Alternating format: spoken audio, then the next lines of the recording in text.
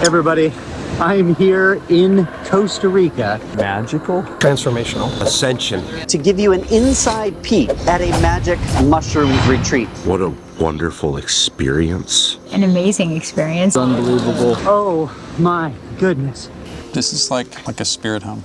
I thought you might be interested to understand what happens when it's done in a legal way with guides and facilitators and psychotherapists with the sole intent of helping people heal. One ball of what needed to happen. Let me just start this by saying this is not my typical Stone Age Man video, nor a promotion of any of this. Instead, I am here as an investigative journalist. Kind of checking out the area. We're going to do a little retreat of the mycological kind. Excited to report back in a few days. And since good information about this practice is somewhat hard to come by, I thought I might be able to use my skills as a documentarian and a biologist to explain this current trend of an ancient practice. Maybe this behind-the-scenes look at what happened for me will help you better visualize it yourself. So let me start this from the very beginning. Even though the actual beginning for me was 24 years ago in grad school when I read this book, it took 2 decades of researching it before I felt okay to dive in. So I may be over here today, doing an immersive deep dive into the myco world. But let's actually start this here. On the airplane, where I was basically flying from one world to another via the capital of Costa Rica, San Jose. We made it to Costa Rica! So many power lines. After driving for far too long, But I think there is a landslide. Something happened. we finally made it to a place on the Caribbean coast called the Goddess Garden, which is a spa and yoga retreat for most of the year. Here, we checked into our rooms, which were really cool, and I finally met up with the others that I was coming here to do all of this with. This is so cool. There were a lot of people here for the first time, but many were repeats like these 2 ladies because it was so helpful for them in the past. It really changed things. Like, I no longer wake up in the middle of the night having panic attacks. I can't believe I'm getting emotional about it, but it was like joy and love was overwhelming. My mother, who had passed, my husband, my children, friends that I hadn't seen in a long time. You know, there's a lot of sobbing and heaving and... You might have noticed that I shot these interviews to cover their faces. And that's because, well, even though this treatment is amazing, the people and the jobs that they have back home aren't quite as up to date with the current research. They don't know where to place this treatment, meaning the stigma is real. But at least everyone I talked to did want this message out. Never had any experiences with psychedelics. And I was the same. In fact, that was what nearly everyone said. Only after learning about the research to improve their mental health did they think that this was worth exploring. And now they're here. In fact, I love that everyone here seemed really grounded, normal, just really nice. I'm not exactly sure what I was expecting, but I did relate to everyone. There were 4 doctors, a trainer, a mechanic, 2 teachers, a professor, and many were retired.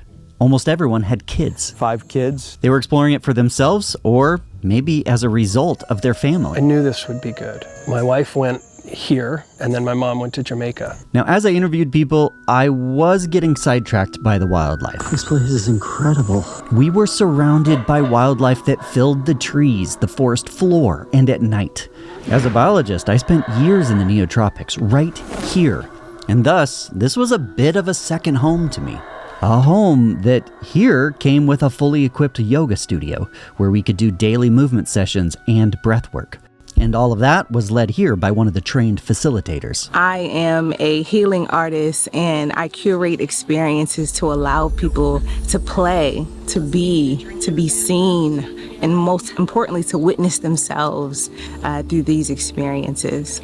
And downstairs, a space to get comfortable. This is where everybody's spots are. Now, I don't want to go into too much detail about the ceremony because they treat it like a sacred space, and I didn't want to mess that up for everyone by filming it. Plus, filming never does justice to how it feels in person. Secondly, YouTube gets a little funny about where the line is in my documentary work, so I'll just generally describe this therapy And proclaim relief. And you can read up more about how this compound acts in the more scientific books like this one here from the experts. But very generally, I'll describe it in this way. Everyone had their space with a cushion, eye shades, and music. And they were able to meditate in a kind of enhanced state in a safe space for about 4 hours. Then, as people started to come back, they were greeted in the best possible way by this incredible music played live. I'm not sure if music in general ever sounded as good as it did in that moment. And it seems to me that all of this is necessary, or at the very least beneficial, because the experience, while it can be amazing, is often very difficult, as I can attest. That was difficult. But I think afterwards is why you do all of this. You see, stuff comes up for everyone. Been battling with a cancer, sometimes overwhelming. It's hitting me almost more now that I've finished some of my therapy and stuff. And you're there to talk with everyone about what just happened. What came up for you? What came up for me? Everybody needs good reset. What this means for everyone is different. Your heart is opened. And I'm not sure exactly what happens, but you're now able to actually talk about things that are hard in real life to express. Like an overwhelming, unconditional love that I really haven't felt for myself, and through the experience, that's all the underlining current was, that everything was connected. Frankly, I'm not sure if there's a better place to come back and think about what just came up for you.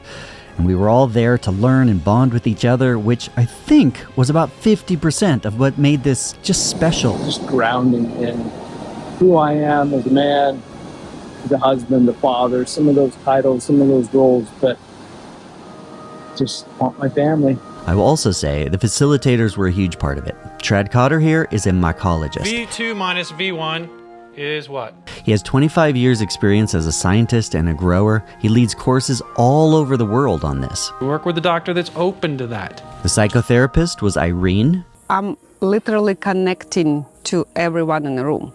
She's someone I trusted a ton for her expertise and her knowledge of the science and the clinical trials that have been done to make this a really effective therapy. The trust is very important. And for the approach that she took to make all of this work. So we're kind of digging into the root of the problem. To heal the mind, to heal the body.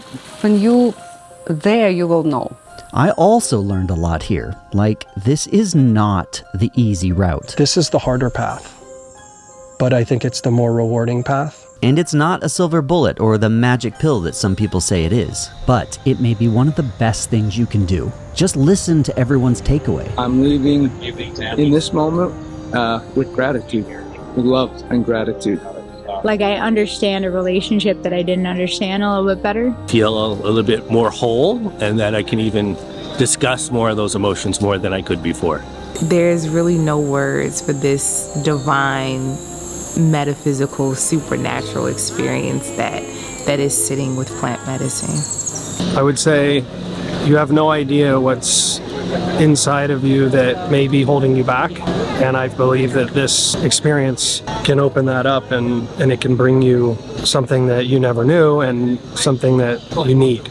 And I also had an incredible vision related to what I already do with my family. I just want to say I was given the most incredible gift of vision for being just a really good dad to my kids, to be there and be present.